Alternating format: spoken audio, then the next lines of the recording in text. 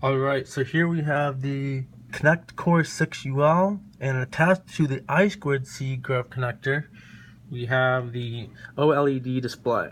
Now, I've written a C application such that when you input an array of hex values from a bitmap image, you can then run the binary on your target. So like run seed, for example, enter that, and voila, we get Seed Studio. Next up, I will, see here, print a map of the greatest country on Earth. There we go. And then most importantly, if I run the final binary example, I will print out the logo of the most important company on Earth. And that is it.